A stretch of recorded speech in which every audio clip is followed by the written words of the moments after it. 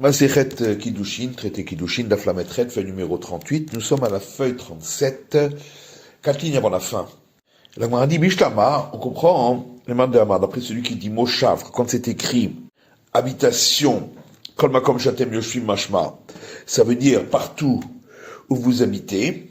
À nous dirtiv, on comprend que il est écrit dans le livre de Josué, Vayochlu Me'avur Haaretz Machorat Pesach, qu'ils ont mangé de la récolte de la terre d'Israël à partir du lendemain de la Pâque. Donc à partir du lendemain de la Pâque, ils ont mangé, mais et auparavant, ils n'en avaient pas mangé, parce qu'ils ont d'abord offert l'oblation du Homer, du 16 Nissan, et ensuite ils pouvaient en manger.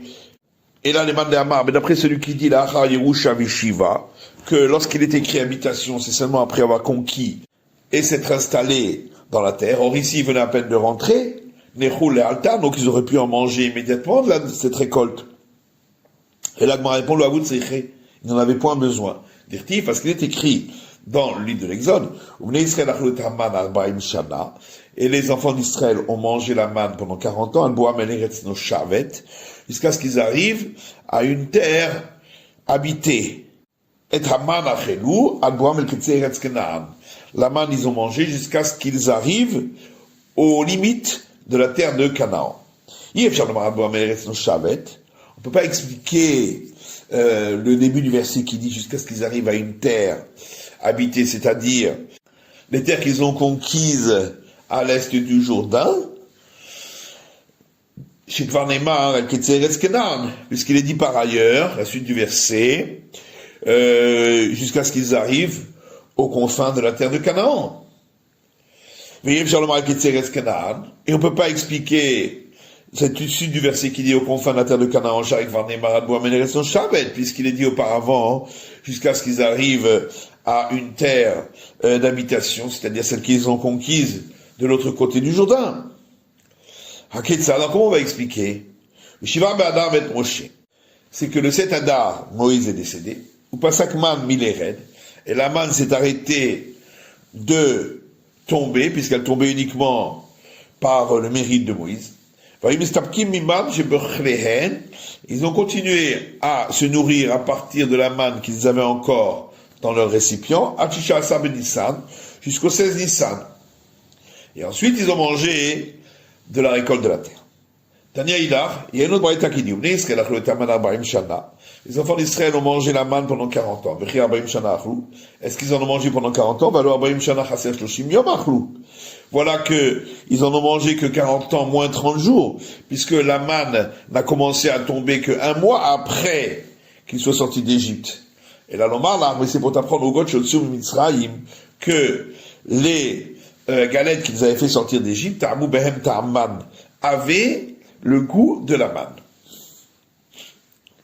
Tanyaïda, encore une autre braïta, le 7 Adar Moïse est décédé, et le 7 Adar il est né. D'où sait-on que le 7 Adar il est décédé? Je n'ai marre parce qu'il est dit dans le livre de Deutéronome, et Moïse est mort là-bas, le serviteur de l'Éternel, Urtiv, et il est écrit à la suite, les enfants d'Israël ont pleuré Moïse dans les plaines de Moab pendant 30 jours. Il est écrit au début du livre de Josué, et ce fut après la mort de Moïse, le serviteur de l'Éternel. Urtiv est écrit à la suite, l'Éternel a dit à Josué, Moïse mon serviteur est mort, et maintenant lève-toi et passe le Jourdain. Urtiv, et il est écrit à la suite, passez à l'intérieur du camp et ordonnez au peuple en disant, préparez pour vous 2 victuailles, car dans 3 jours vous allez traverser le Jourdain. Il est écrit, donc à la suite, le peuple est monté du Jourdain, après l'avoir traversé, le 10 du premier mois. Si on retranche à cette date 33 jours, le mafréa en arrière, à la matin, tu trouves donc que c'était le 7 Adar que Moïse est décédé. Et nous sait-on que c'est le 7 Adar que Moïse est né. Chez Neymar, parce qu'il est dit dans le livre de Deutéronome, Vayomer Alehem, et Moïse leur a dit, Ben Mea Ve'eskim Shana Anochi Hayom. J'ai 120 ans aujourd'hui. L'Ochal Rod Latzet Velavo, je ne pourrai plus sortir et venir. Chez Ntamoulom Hayom, le verset, il n'est pas besoin de dire aujourd'hui. Mais Ntamoulom Hayom, pourquoi il a dit aujourd'hui? Mais là, ça nous apprend que le samedi soit-il est assis et remplit les années des justes de jour à jour et de mois à mois, puisqu'il est décédé le jour de la date où il est né. Chez Neymar, comme il est dit, dans l'Exode et Mispar Yamecha Amalé, le nombre de tes jours, je le remplirai.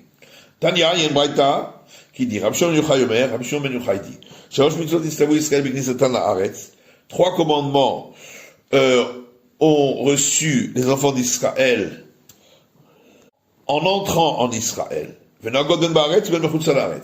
Et ils ont cours, que ce soit en Israël, que ce soit en dehors d'Israël. Et c'est normal qu'ils aient cours ainsi même en dehors d'Israël. Pourquoi?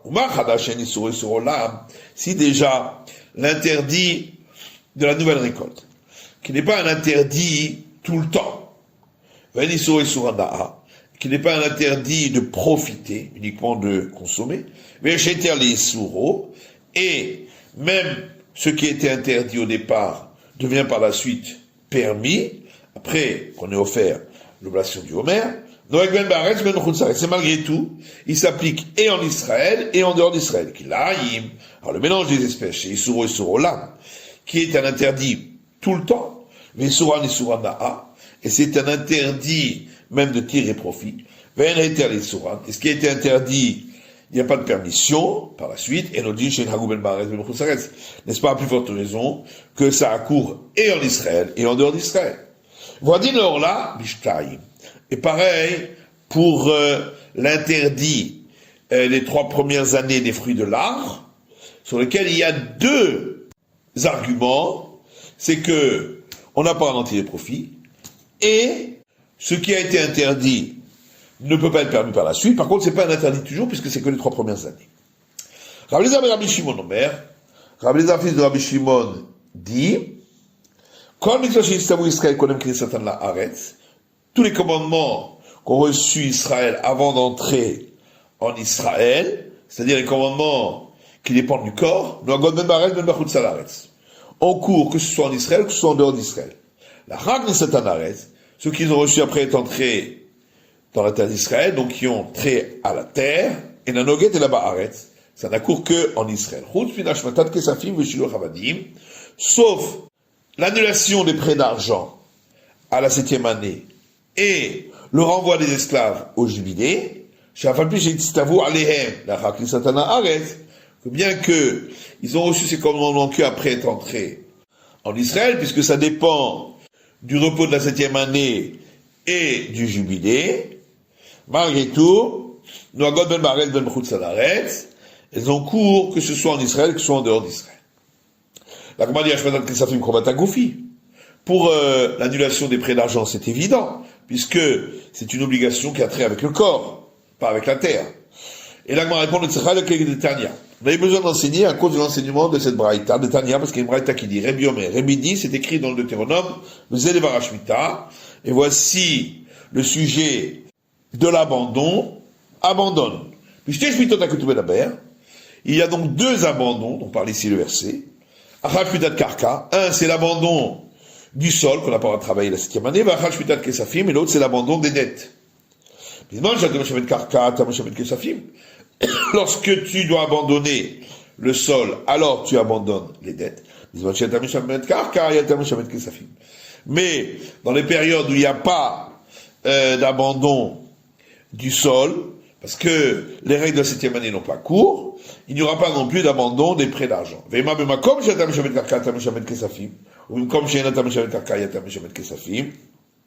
donc on aurait pu croire que c'est seulement à un endroit où il y a l'abandon du sol, c'est-à-dire en Israël, alors il y a l'abandon des dettes. Mais à l'endroit où il n'y a pas abandon du sol, c'est-à-dire en dehors d'Israël, il n'y aurait pas abandon des dettes. C'est pourquoi le verset dit, car on appelle abandon pour l'Éternel, mais comme donc dans tout endroit. La Gemara dit, renvoyer les esclaves, ça c'est un commandement qui dépend du corps, pas de la terre. Donc c'est évident que c'est un cours même en dehors d'Israël. Seulement, Sakalata Chamina, on aurait pu croire. Oui, étant donné qu'il est écrit dans Lévitique, Kratem deror ba'aretz, et vous appellerez la libération dans la terre. Ba'aretz, non? Donc on aurait pu croire que c'est seulement en terre d'Israël et pas en dehors de la terre d'Israël. C'est pourquoi le verset dit, Yovel hi, c'est le jubilé, mais comme Macom pour dire dans tous les cas. Pourquoi c'est marqué dans la terre? Lorsque il y a la libération des esclaves en Israël, c'est-à-dire que les règles du jubilé ont cours, alors ça court également en dehors d'Israël, mais si les règles du jubilé n'ont plus cours, il n'y a plus de libération en Israël, et il n'y en aura plus non plus en dehors d'Israël. Nanata. Il y a une Mishnah ailleurs qui dit, la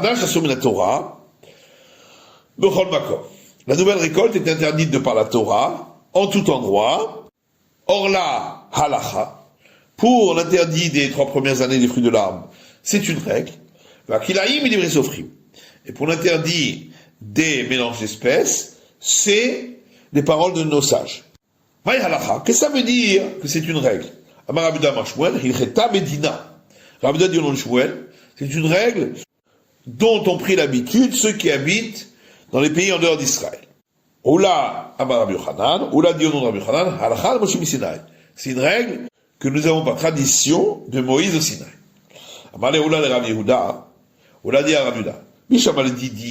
Ça va bien après moi, qui dit que c'est une règle depuis Moïse au Sinaï, que ça court en dehors d'Israël. Ça fait Korlan et ça fait Kilaïm. C'est pourquoi on voit qu'on fait une différence entre le doute sur l'interdit des 3 premières années de l'arbre et le doute sur les mélanges d'espèces. On est plus exigeant dans le premier cas parce que en dehors d'Israël, c'est de par la Torah. Alors que dans le deuxième, c'est que des paroles des sages. Ce qu'on voit dans une Mishnah. Ça fait qu'on l'a, s'il y a un doute sur des fruits, si c'est des 3 premières années, Baaretz Assour, en terre d'Israël, ils sont interdits, mais Souria, en Syrie, qui a été conquise par le roi David et qui ne fait pas partie véritablement de la terre d'Israël, Moutar, ce sera permis, et en dehors d'Israël, Yored Velokeach. On peut même aller acheter des fruits d'un non-juif, même si on sait qu'il va peut-être prendre de ces fruits, à condition qu'on ne le voit pas prendre de ces fruits-là. Alors que concernant les mélanges d'espèces, il y a une Mishnah qui dit, une vigne dans laquelle on a planté des légumes, et il y a des légumes qui sont vendus à l'extérieur et peut-être qui proviennent de ces légumes-là, Baaretz Assour, en terre d'Israël c'est interdit, mais Souria Moutar, en terre de Syrie c'est permis, en dehors d'Israël, Yored Veloket. Il peut même aller dire à un non-juif d'aller cueillir de ses fruits pour lui, condition qu'il ne les cueille pas lui-même. Donc on voit qu'on n'est plus coulant. Et là, les didar, mais dit-il, d'après toi, qui dit que même pour l'interdit des fruits des 3 premières années, c'est aussi un interdit qui n'est pas de la Torah, puisque c'est un usage qu'on a pris. Nitne oseveze yored velokar. Alors soit on aurait dû dire, dans les 2 cas, qu'on peut aller prendre, même s'il y a un doute, oseveze yored veloket, ou dire dans les 2 cas, qu'on peut demander au non-juif d'aller en prendre, même si on est sûr qu'il va prendre des interdits. Mar bere de Ravana matnele, le kula.